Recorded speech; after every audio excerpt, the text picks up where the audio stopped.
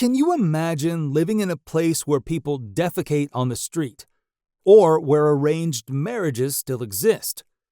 This is the dark side of India. India is home to one of the world's oldest and most influential civilizations. Its strategic location has always been an attractive habitat for settlers, as it's sheltered by wide expanses of ocean and protected by massive mountain ranges of the Himalayas.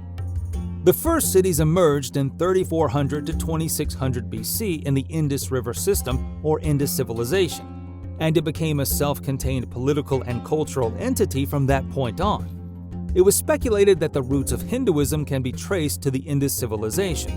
India is also the place where other religions, Buddhism and Jainism, have originated. India has always been under incursions from other forces, such as Arab, Turkish, and Persian raiders who invaded the area and stayed to rule much of the region by the 13th century. The Portuguese navigator Vasco da Gama exposed India to the Western world when he arrived in 1498. India was then under direct administration by the British in 1851 until its Independence Day in 1947. Fueled by sectors such as information technology, services, agriculture, and manufacturing, India is now one of the world's major economies.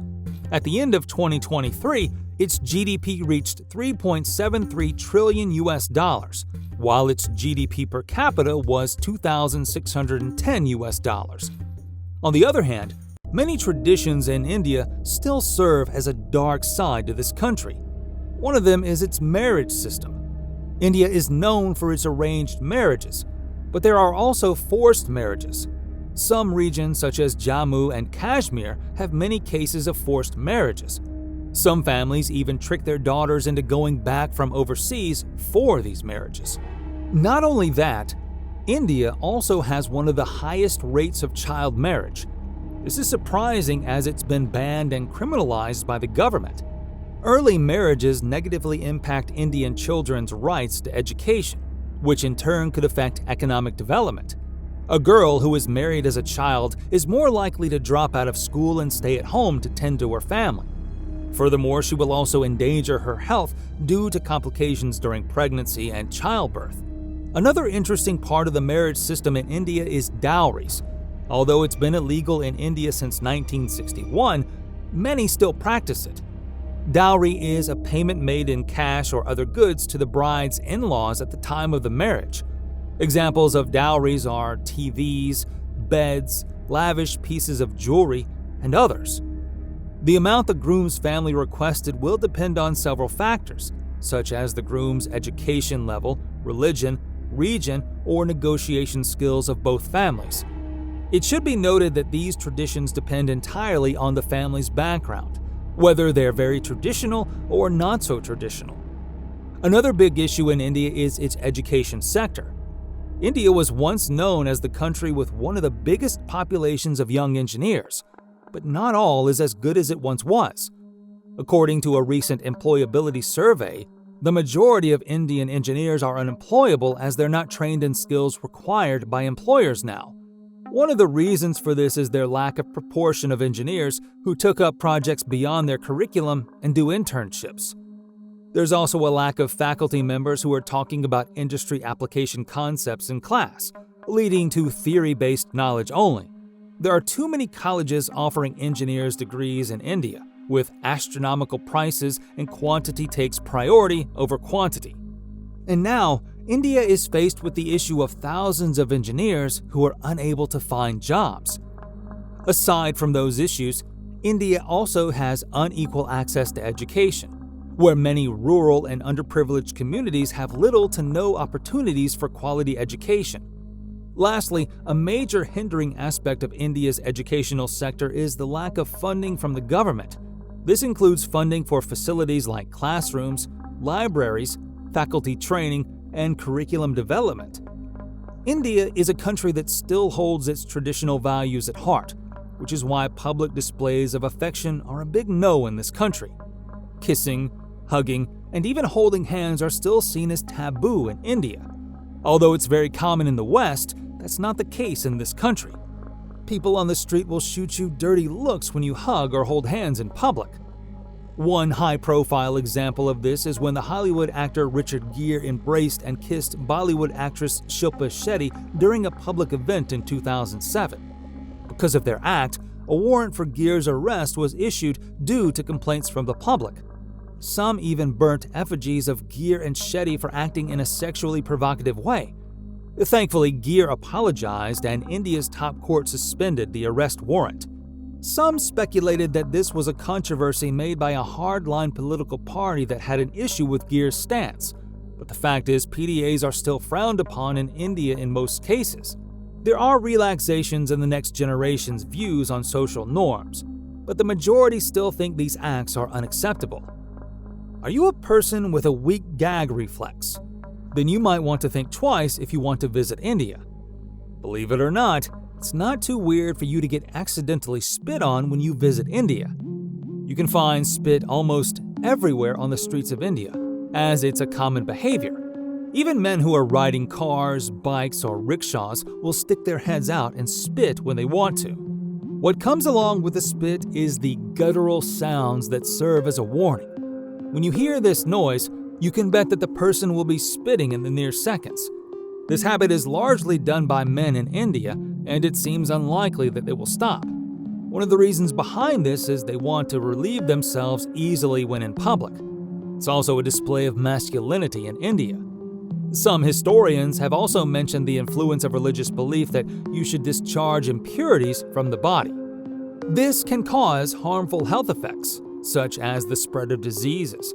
An example of this is the spread of tuberculosis in the Western world that made major Western cities such as New York ban spitting in the late 19th and early 20th century. India itself has made efforts to stop people from spitting, such as putting up boards for warning and volunteers who communicate the dangers of spitting for health and hygiene. That's not the only issue when it comes to hygiene in India. People are also known to defecate in public due to a lack of sanitation facilities and cultural norms. Open defecation can cause the spread of many diseases, not to mention unpleasant conditions for people to live in. The government created many incentives to be open defecation free, such as offering cash incentives, awareness campaigns, and constructing toilets.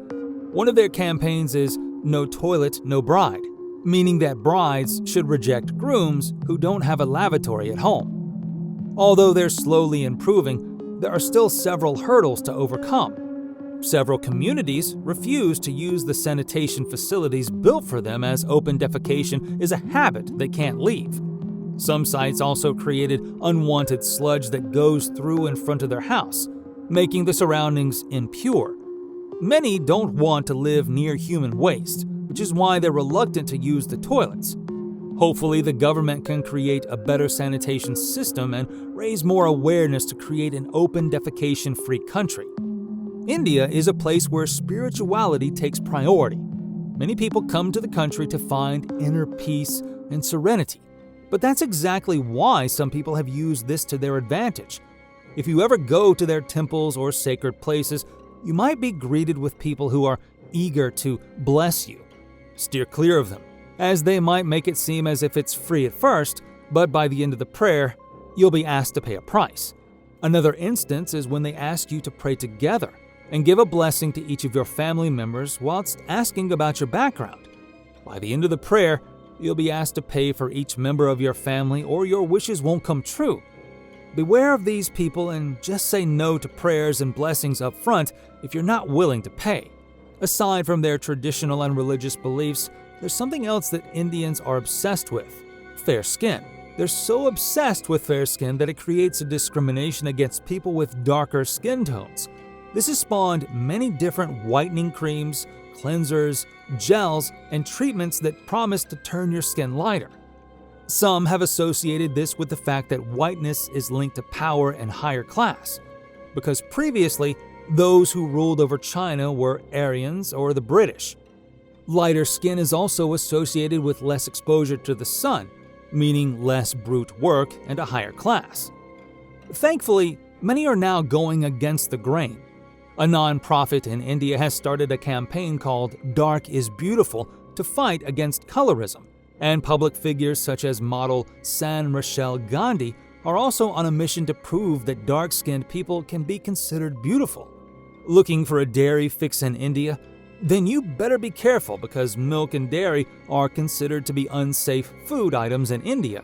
Around 10% of the processed milk samples are found unsafe due to contaminants such as aflatoxin M1, antibiotics, and pesticides. Milk and dairy products are also found to be some of the most adulterated food products in Delhi. This simply means that it has been further processed to increase the quantity while decreasing the quality. According to the Delhi Food Safety, out of 2,888 samples they checked, 477 failed the quality test. Do you think your job is hard? Wait until you find out about one of the worst jobs in India.